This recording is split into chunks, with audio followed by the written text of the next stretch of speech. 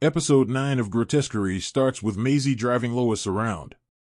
After messing up badly with Merritt, she next heads off to see Marshall.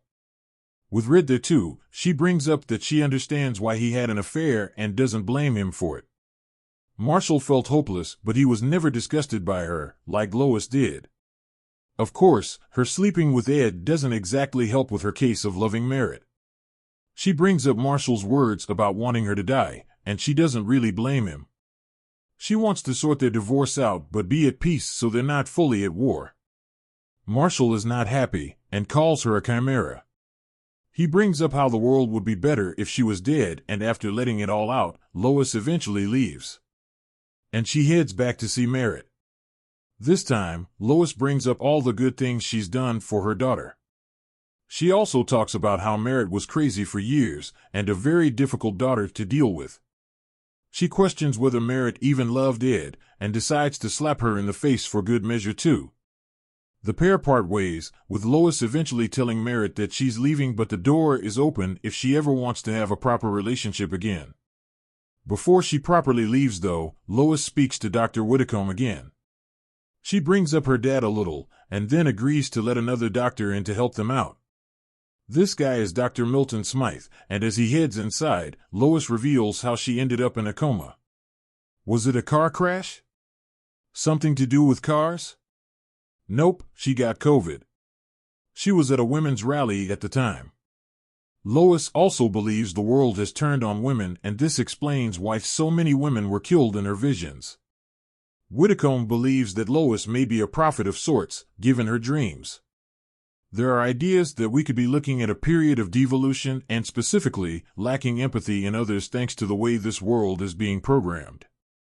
Smythe points out that Lois' soul touches him in a nice little moment before she heads back home. Before Lois leaves for Florida, she finds Red there waiting for her.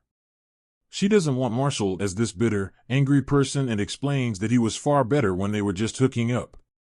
The thing is, while they talk, it's Lois who's eating grapes this time rather than Red. She's seen where Lois is heading off to, Tarpon Springs to be precise, and thinks it sounds wonderful. Lois offers her some advice to break things off with Marshall and start anew. Why does away always sound so good? She says, before leaving. That night, Megan rings Lois, rattled and worried, asking for her help. She shows up at a murder scene, described as one of the worst things she's ever seen. With forensics all around, she's brought into the exact same murder house we saw earlier in the show from Lois' visions.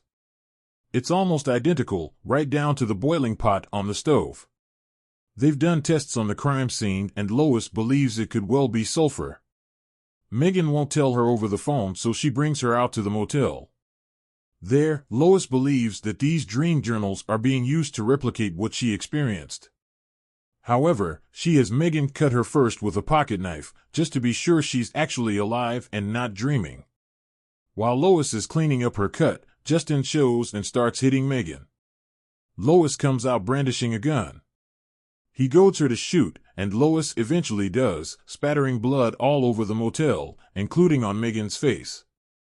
So we finally get some answers here, and instead of a clever explanation over why Lois is in a coma, potentially linked to her recurring car crash dreams, it turns out she got COVID. COVID put her in a coma.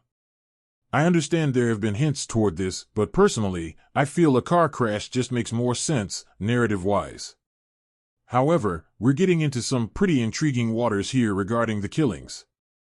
Could Lois have the gift of foresight with her dreams, and this is her way of perceiving parts of the future, or is there an elaborate copycat out there? We know that Lois left extensive notes with Whitcomb, so it's not outside the realm of possibility to think someone, or even Whitcomb himself, is using this as a cover to disguise their killings. Either way, the finale has a lot of ground to cover to wrap this up, and I hope Murphy can pull it off because Grotesquerie has been a decent watch so far, even with the wobbles in this episode. Only, we do know that this is going to have a second season, so clearly there are going to be loose threads to this one. With all that considered though, Grotesquerie's finale promises to be an absolute banger.